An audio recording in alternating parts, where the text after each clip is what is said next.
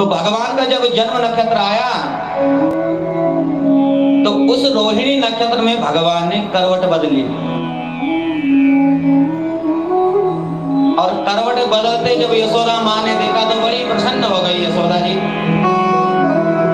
और यशोदा जी ने फिर जो है ग्वालिनियों को बुलावा भेज दिया कि बोले आज बधाई गाई जाएंगी हमारे भवन में। किस चीज की बधाई, किस चीज का उत्सव? बोले आज लाला ने करवट बदली है।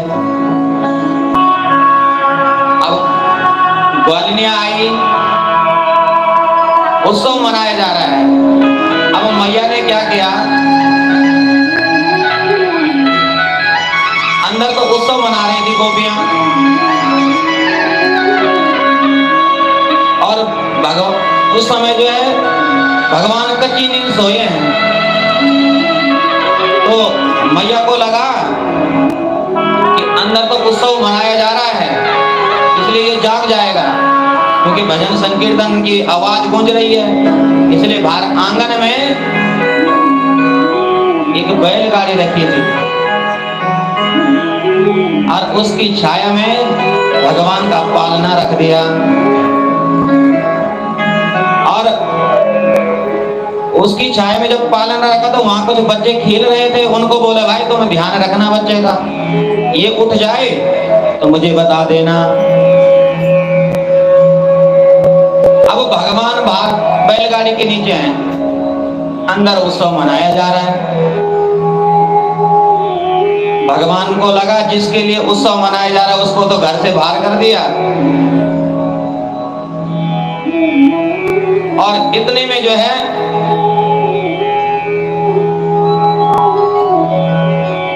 सकटासुर आया, दैत्य था जो, वो आया। उसने कहा बहुत अच्छा अवसर है। देखिए कितने प्रकार के उत्सव मनाए जा रहे हैं नंद भवन में, और उत्सव का अर्थ क्या है? हम भी उत्सव मनाते हैं ना, कितने उत्सव मनाते हो? उत्सव का मतलब होता क्या है? उत्तमनी होता है ईश्वर, और सवमनी होता है प्राकाट्य। जब ईश्वर का प्राकाट्य हमारे जीवन में हो जाता है तो तब जीवन में उत्सव ही उत्सव होते हैं। हमें तो कभी कभी याद आते हैं उत्सव, साल में एक बार जन्माष्टमी आ गई तो आ गई याद उत्सव मनाने। लेकिन जिसके जीवन में भगवान की भक्ति है, जिसका प्रेम भगवान के लिए, उसके जीवन में उत्सव ही उत्सव है हमेशा। उसके लिए क्या जन्माष्टमी, भगवान शंकर की याद केवल सोमवार और श्रावण के महीने में ही आती है। ऐसा जीवन में तब होता है जब हमारा प्रेम अनन्य नहीं है, अन्य शरणागति जब हमारी भगवान के लिए होते, अटूट प्रेम है, भगवत प्रेम हमारे जीवन में है, तो फिर उसके लिए क्या सोमवार है, क्या मंगलवार है। तो सकटासुर आया, उस बैलगाड़ी पर बैठ गया,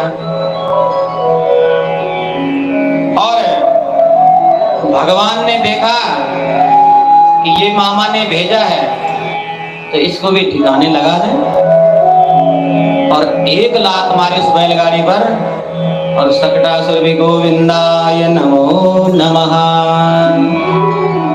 और वो गाड़ी जो है दूर जाकर के गिरी, चकनाचूर हो गई। अब भगवान अब रोने लगे।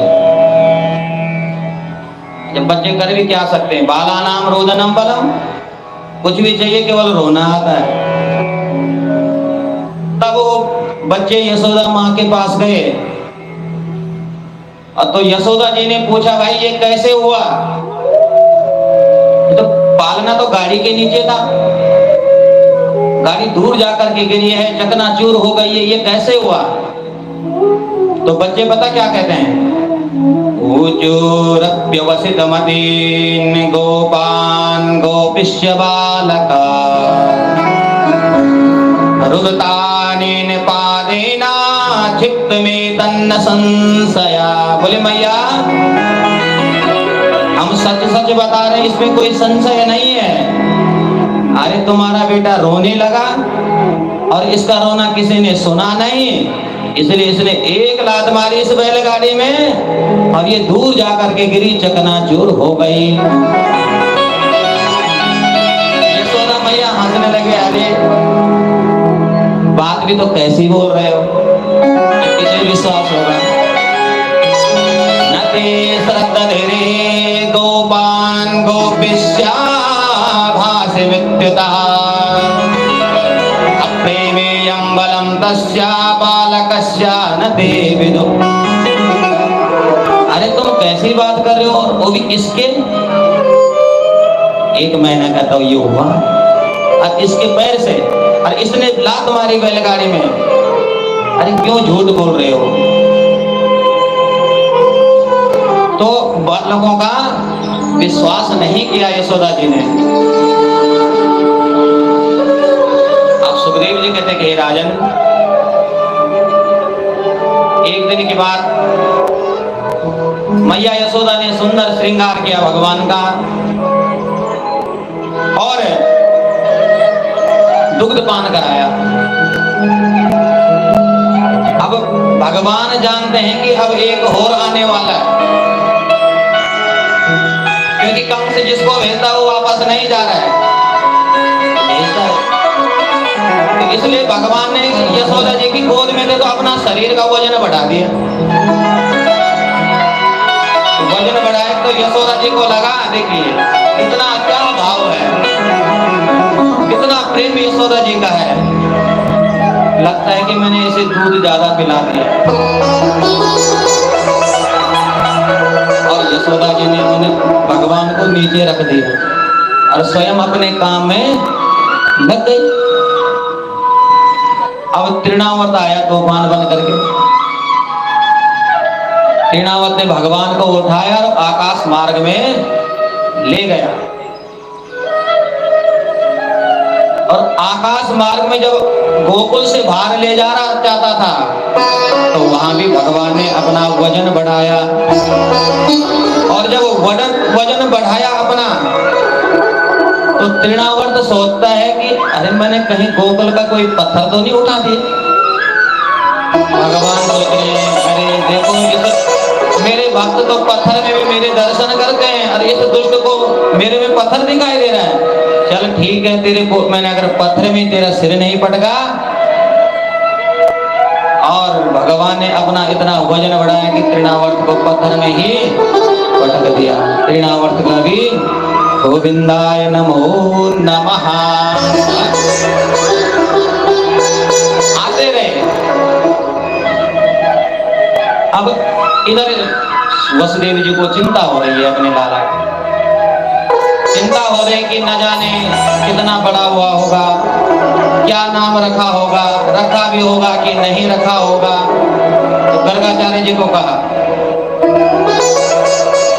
गर्गः पुरोहितो राजन् यदूनां सुमहातपा ब्रजं जगामनन्दस्य वसुदेव प्रचोदितः। जो यदुवंशों के कुल पुरोहित हैं श्री गर्गाचार्य जी, उनको कहा कि आप जो है नंद भवन में जाइए और वहां देखकर आइए कि हमारा बेटा कितना बड़ा हुआ है। क्योंकि भगवान ने कह दिया था कि मेरी माया के बल पर तुम्हें ये ज्ञान नहीं रहेगा कि ये नारायण। तो गर्गाचार्य जी वसुदेव जी के कहने से जाते हैं। नंद बाबा तो जानते हैं गर्गाचार्य जी के बारे में, बहुत बड़े विद्वान है ज्योतिष के, बहुत बड़े ज्ञाता हैं।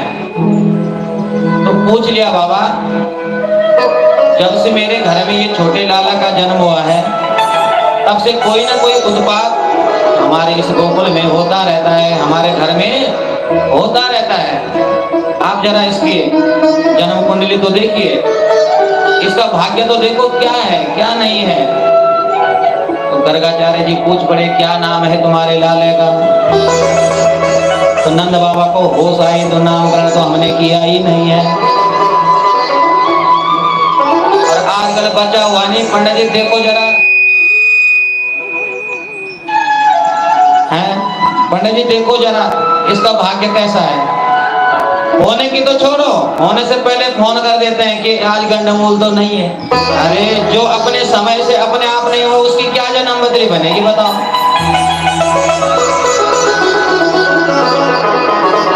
गर्गाचार्य जी के लिए नंद बाबा ने कहा महाराज आप अच्छे समय पर आए हैं, आप मैं चाहता हूं कि आपके हाथों से इनका नामकरण संस्कार हो जाए।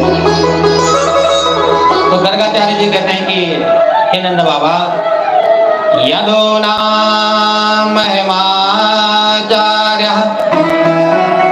ख्यातस्य भुवि सर्वथा सुतं मयः संस्कृतं ते मन्यते देवकी सुतं। अरे बाबा मुझे जो लोग यदुवंश के आचार्य से मैं इस संसार में विख्यात हूं और कहीं किसी को पता लगा कि नंद के लाला का नामकरण गर्गाचार्य जी ने कहा कर दिया तो ये कन्फर्म हो जाएगा कि ये देवकी का ही पुत्र है। इसलिए मैं ये काम नहीं कर सकता हूं। हाँ अगर चुपके से तू करा दे, क्योंकि नामकरण में किसी को नहीं बुलाना है क्या, चुपके से अगर तू करा दे तो तब मैं ये काम कर सकता हूं। नंद बाबा ने कहा अरे महाराज मैं किसी को नहीं बुला, आप तो कहो ऐसा करो गौशाले में चलते हैं, देखिए गौशाले में जाते हैं, बस वहीं दोनों बेटों को लेकर आता हूं मैं, आप वहीं चुपचाप से नामकरण संस्कार कर दीजिए। क्यों कि गौशाला तो 33 कोटि देवी देवताओं का मंदिर है, उससे बड़ा तीर्थ क्या होगा। तैयार हो गए गर्गाचार्य जी। और जब यशोदा और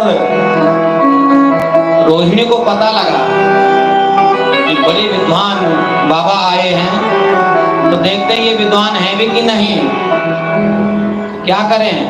बोले ऐसा कर दें अदला बदली करके ले जाते हैं, तू अपना बेटा मुझे दे मेरा बेटा तू रख ले। अगर सचमुच में विद्वान होगा तो पहचान जाएगा।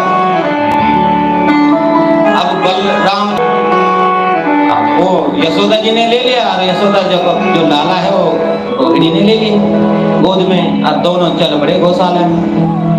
वहां गर्गाचार्य जी नंद बाबा पहले से विराजमान है।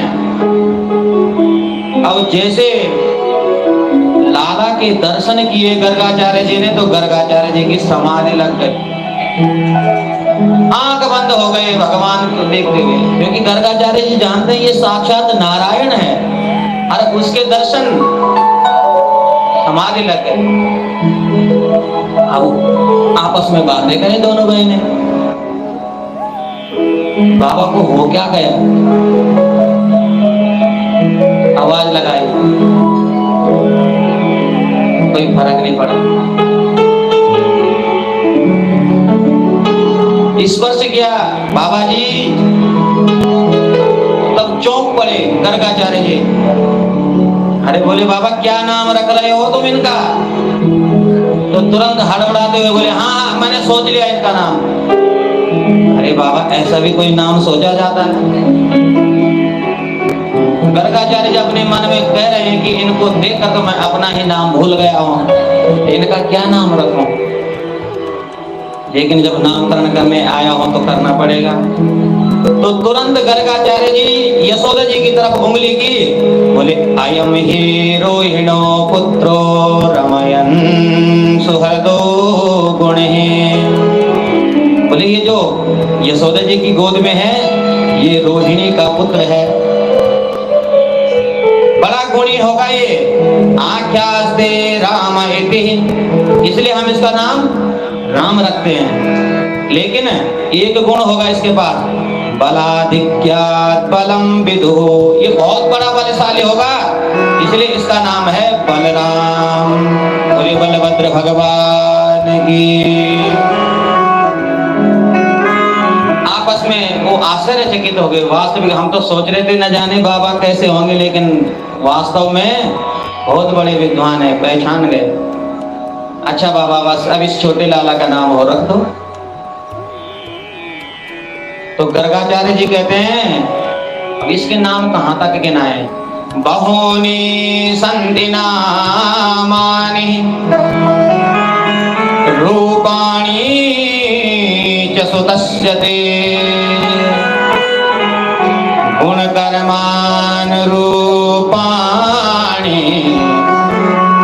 अन्याहां वेदनो जना। बोले इसका एक नाम हो तो बताओ। बहूनि संतना, हजारों नाम होंगे इसके हजारों नाम हैं। बोले बाबा हजारों नाम से मुझे क्या करना, आप तो बस एक नाम बता दो मुझे। तो बोले इसके नारायणों समय गुणे, नारायण जैसे इसमें गुण होंगे, इसलिए इस समय इसका नाम हम रख देते हैं कृष्ण। बोले कृष्णचंद्र भगवान की जय। अच्छा बाबा क्या मतलब होता है कृष्ण का? कृष्ण का मतलब है क्या? कर्षयति इति कृष्णा, जिसके दर्शन मात्र से, जिसके दर्शन मात्र से जीव के त्रिताप समाप्त हो जाते हैं। क्यों? सन्मुख होई जीव मोहि जबाहि, सन्मुख होई जीव मोहि जबाहि, सन्मुख होई जीव मोहि जबाहि, सन्मुख होई जीव मोहि जबाहि। जन्म कोटि अघ नासहि तबाहि, जन्म कोटि अघ नासहि तबाहि, जन्म कोटि अघ नासहि तबाहि, जन्म कोटि अघ नासहि तबाहि। बोले जो इसके समक्ष आएगा उसके सारे अगमनी पाप सब समाप्त हो जाएंगे। इसलिए इसका एक नाम हरि भी होगा। हरि का मतलब हरते इति हरि, जो जीवों के जो इसके समक्ष आ गया उसके संतापों को, उसके पापों को हरण करेगा इसका, इसलिए इसका एक नाम हरि भी होगा। अच्छा बाबा ये आगे चल करके क्या क्या करेगा? हैं? बड़ी इच्छा होती है पूछने की। अभी जन्म हुआ नहीं कि ये क्या बनेगा पढ़ लिख करके। यशोदा जी ने भी पूछ लिया। बोले आगे चल करके ये नंबर 1 का चोर होगा। बोल राधे राधे। अच्छा बाबा ये क्या कह रहे हो आप? बोले इसकी जन्म बदरी तो यही कह रही है। अच्छा तो किस चीज की चोरी करेगा ये? ब्रजे प्रसिद्धम नवनीत चोरम, गोपांगनानां यदकुल चोरम, अनेक जन्मार्जित पाप चोरम, चोराग्रगण्यं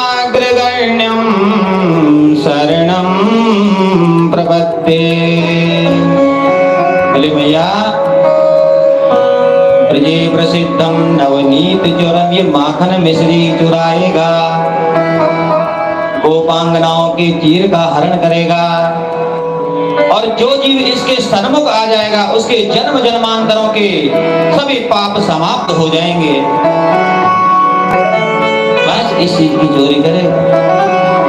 और मैया यशोदा और रोहिणी जी बच्चों को लेकर के चले भवन में। आपस में बात कर रहे हैं कि बाबा तो बड़े विद्वान हैं, लेकिन नाम थोड़े इन्होंने अटपटे से रख दिए। अरे कृष्ण बोलने में तो मेरी जीभ भी लटक जाती है। इसलिए प्यार से मैया ने एक का नाम रख दिया कनवा और दूसरे का नाम रख दिया बलू। ये प्रेम का नाम है, प्यार का नाम होता है ना, घर में रखा बच्चों का, हर कोई रखता है।